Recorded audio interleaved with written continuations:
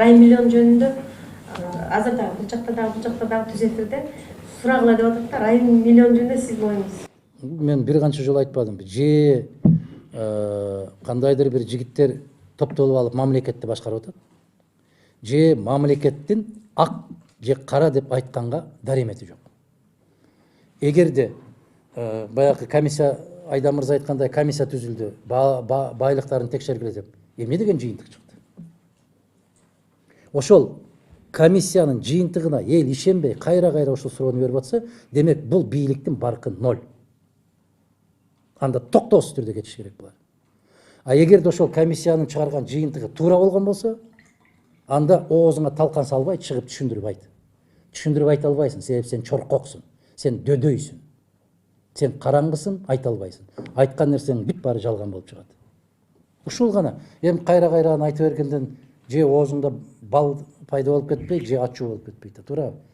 Коррупционер деп кайра-кайра кыйкырып аткандан кийин далилде. Далилдей албайсыңбы? Анда чык, колумдан келбей калды деп кет. Кандай дейсиз? Башка жолу жок. Мен тийиштүү органдарда иштесем, мен түздөн түз ошого жооптуу болгон болсом, мен айтмакмын. Мунусу туура, мунусу туура эмес деп. Анан көптөгөн элдердин катарында жүрүп, эч кандай иликтөөлөрдү жүргүзө албай атып, маалыматтарын бүгүн карасаң, мана генералдын бааркын карагылачы, кыргыздар. Намысыңдан жерге кирип кетесиң, айланайын. Мана өткөндө Баткен областында белгилүү бир инсан 2 жол тандабасты милиция кызматкерлерине белекке тапшырды деп чыкты, туура? Анан министри баш болуп чыкты. Жок, белекке тапшырган жок. Биз ылдамдыкты күчөтүп койгон үчүн биз аны токтоттук деп. Жок, андан кийин видео көрсөтүп койду. Бата берип атат, жакшылыкка колдонгула деп. Андан кийин Кашкар кетиш керекпи? Айнанайын. Мына карагылачы. Россияны караңыздар. Бир журналист блогерди туура эмес кармап койгондугу үчүн 2 генерал кызматтан кетти. Өтө жогорку кызматтагы генерал. Канча полковник кызматтан кетти. Себеп элдин ишениминен кеттиңер деген маселе менен Путин кызматтан бошотту. А биздин генералдарың не деп табдырып атат? Не деген жалгандарды таратып атат? Вице-премьериң не деген жалгандарды таратып атат? Эч бир айткандары бири-бирине шайкеш келбейт. А мамлекеттин жетекчисимин деген азаматың отурат го оозуна талкан салып. Же ак дебейт, же көк дебейт. Мына өткөндө жазыптыр.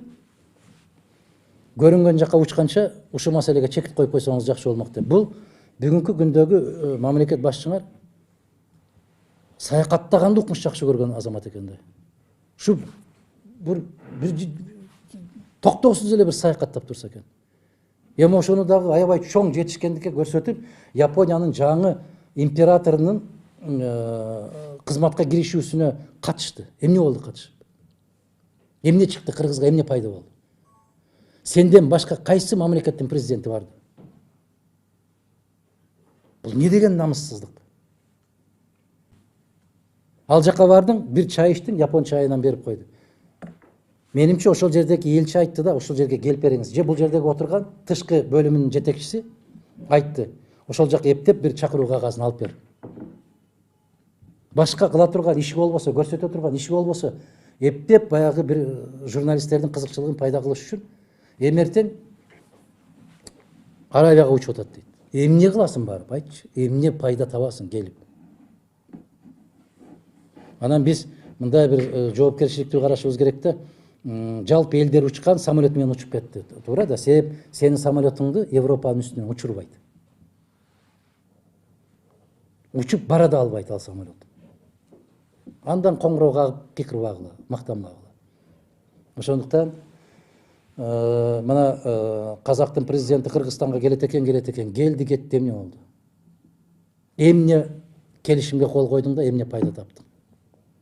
Башка мамлекеттердин жетекчилери караңыздар. Өзбекстандыкы Казакстанга, Казакстандык Өзбекстанга, Тажикстандыкы Казакстанга, Казакстандыкы Тажикстанга келгенде не деген келишимдерге кол коюлуп атат? А биздикилер жөн эле чай ичкени барып келип атпайбы?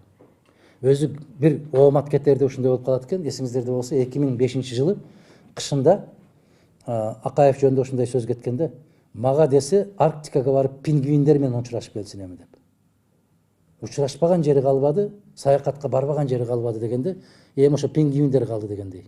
Ошол сыяктуу мына эл дагы, жогорку кеңеш дагы элдин акчасы менен учуп аткандан кийин сураш керек. Эмнеге баратасың? Эмне пайда табабыз биз кыргыздар? Эмне келишимге кол коесуң? Ким чакырды? Деген сыяктуу суроолорго жооп бериш керек. Анан самолет менен учуп атат деп эле кол чаба бербей. Кененирээк жооп берип койдум окшойт.